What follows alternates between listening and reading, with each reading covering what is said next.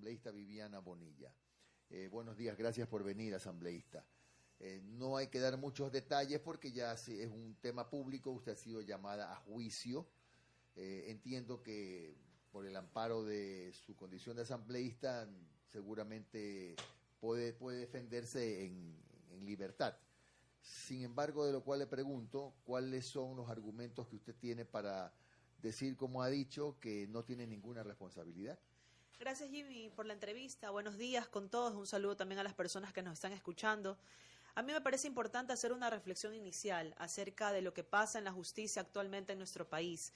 ¿Cómo está catalogada la justicia? Una justicia lastimosamente que está siendo cuestionada, una justicia parcializada, una justicia politizada, y para eso doy ejemplos concretos. Fíjense, por ejemplo, en lo que está pasando en el otorgamiento de las medidas cautelares por la Comisión Interamericana de Derechos Humanos, que son medidas excepcionales. Sin embargo, en los últimos meses en nuestro país se las están dando con frecuencia, y eso dice mucho de nuestro sistema de justicia. Segundo, por ejemplo, los cuestionamientos de opositores radicales al régimen anterior, opositores radicales a Rafael Correa, juristas reconocidos que también cuestionan actualmente al sistema judicial. Y otro tercer ejemplo es las amenazas y presiones permanentes que existen por parte de la Fiscalía a los jueces que no se ajustan a sus pronunciamientos. Creo que eso es importante y creo que el país lo tiene que conocer. Ahora bien, vamos específicamente al caso Sobornos, como lo ha denominado la Fiscal General de la Nación. No se ha analizado mucho lo que sucedió ese día, viernes 3 de enero, en la audiencia de llamamiento a juicio, cuando la jueza le llamó fuertemente la atención a la Fiscalía.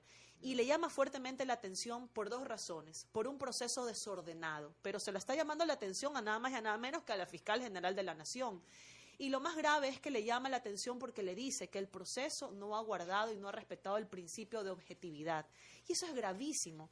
Y eso se lo dice, obviamente, si hasta la jueza se dio cuenta. Hay ejemplos concretos, por ejemplo, dentro del proceso, el haber cerrado anticipadamente la instrucción fiscal, el haber dejado, por ejemplo, 2 de los 3 delitos, en este caso dejó cohecho porque es el delito que se puede juzgar en ausencia, y hay obviamente una clara intención de persecución política. Es decir, la Fiscalía no dice que deja cohecho porque las actuaciones se ajustan al tipo penal, dice que lo deja porque es el que se puede juzgar en audiencia. En ausencia. En ausencia, perdón. Y otro ejemplo de la falta de objetividad y de imparcialidad de la Fiscalía es, por ejemplo, el no haber permitido ciertas pericias y ciertas diligencias que las partes solicitamos en su momento. Y me refiero, por ejemplo, a la pericia ¿cuál pidió usted, por ejemplo, y no le fue concedido? Las partes. La pericia del cuaderno de Pamela Martínez, que todo el Ecuador conoce que es un cuaderno que fue escrito mientras ella ya estaba privada de la libertad. Cuando las partes pedimos, oiga, espérese un ratito, no me basta con lo que dice el perito de aquí, que usted le ha pedido que haga digamos, la revisión del cuaderno.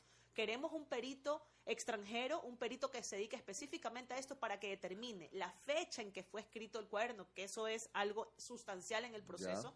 Y luego aparecieron y dijeron, no, el cuaderno fue escrito recién en un vuelo de 30 minutos, en la que constan pues cifras hasta los decimales. Es decir, la señora Martínez pues tiene una memoria y mente privilegiada que se acuerda hasta los decimales.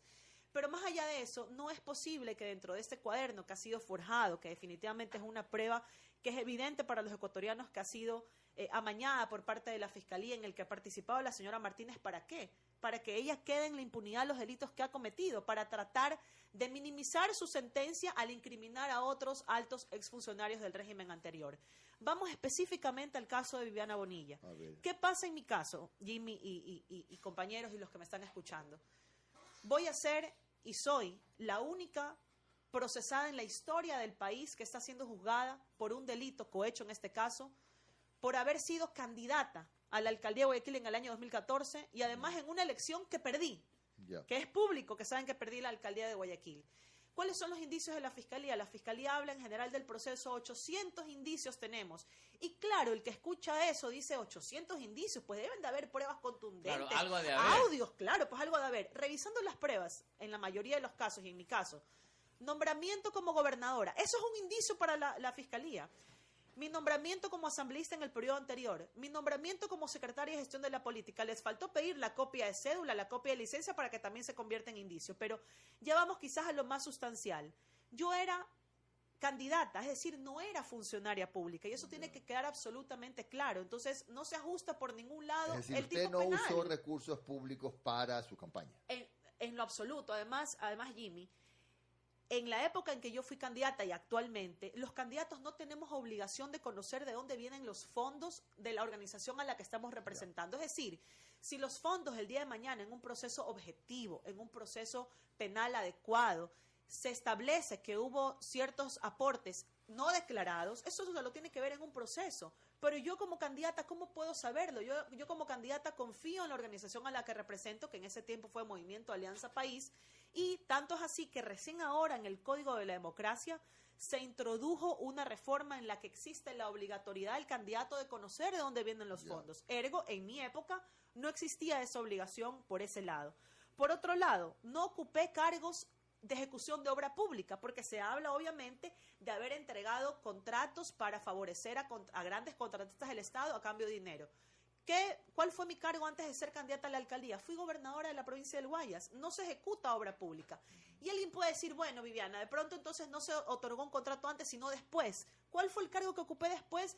Para que exista la duda razonable de que obviamente no se ajusta el tipo penal.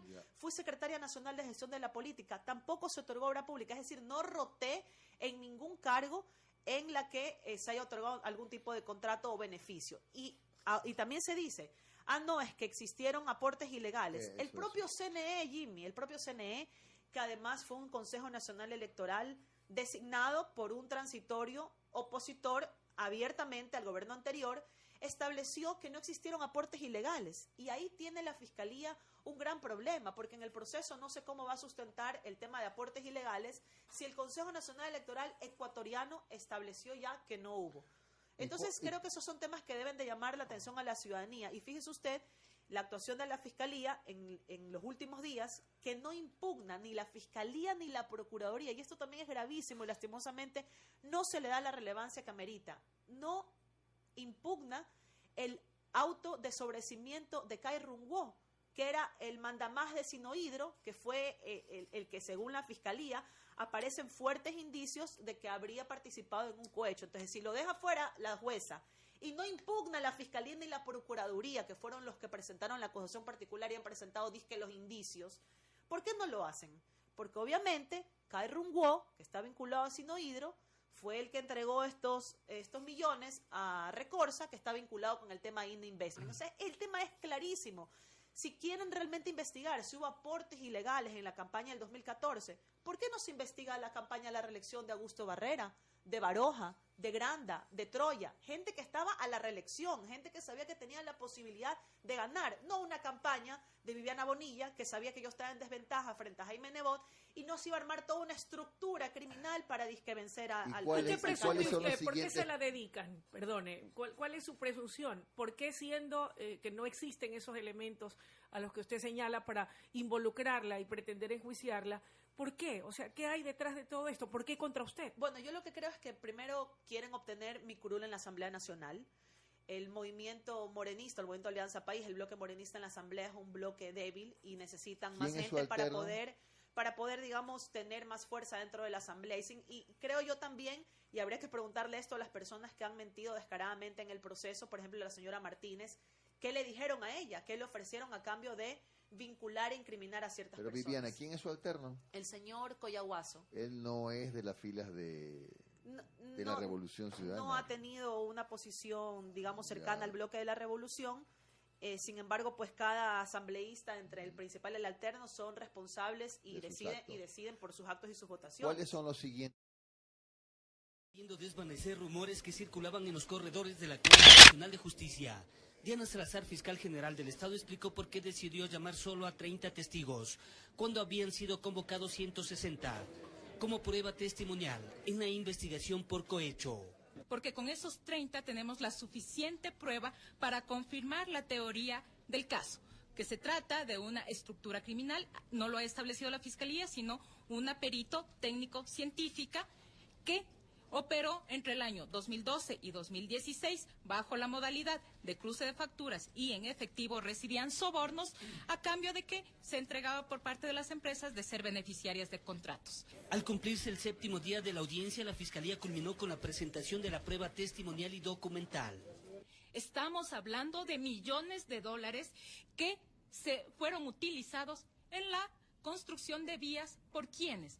Por empresas que designadas a dedo, porque eran contrataciones directas, evadiendo los controles de la contratación pública formal, mediante la declaratoria del estado de emergencia, mediante cartas de invitación y mediante la modalidad de convenios de pago, eran invitados específicamente a participar y les fueron entregados estos contratos. La ministra fiscal sustentó la acusación presentando copias certificadas de los contratos, facturas de los proveedores que entregaban el servicio al movimiento Alianza País del 2012 al 2016, donde se investiga el caso Sobornos, y Secretaría de Comunicación para varios proyectos y que fueron cancelados por las empresas. Cuyo líder también se encuentra la certificación por parte del CNE, correspondía al señor Rafael Correa Delgado, y otros menesteres. Por ejemplo, la campaña indicó un proveedor, Yas Unidos, campañas del Estado, de gobierno,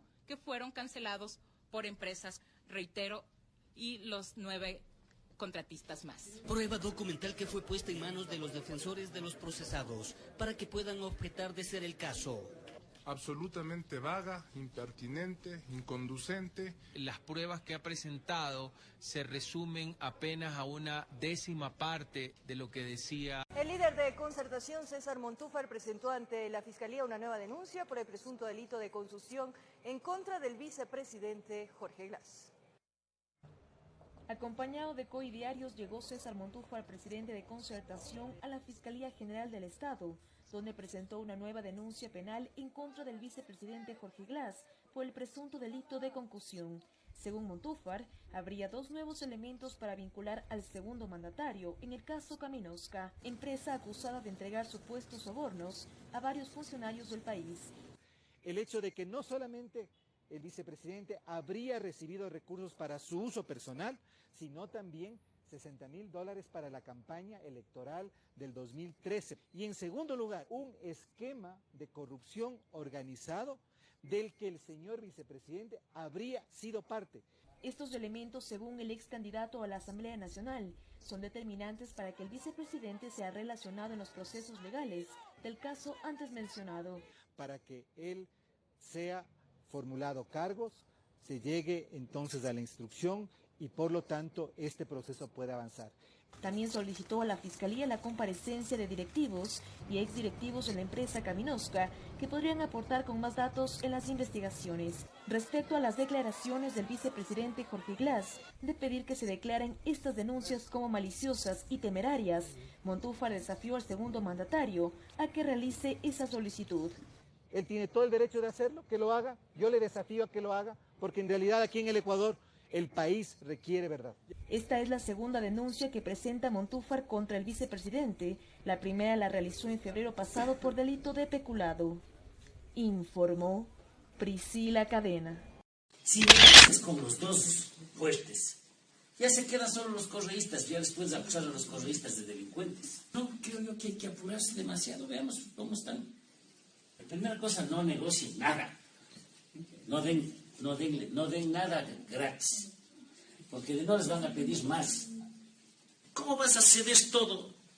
Si ahora anuncia el presidente, en la hipótesis de que así sucediera, no, yo sé que no va a pasar, porque él tiene ahí un lobby muy fuerte de gente que le va a sostener con las medidas. Pero supongamos que el presidente diga, suspendemos las medidas, o derogamos el decreto. Mañana le piden la renuncia. En cambio, si él,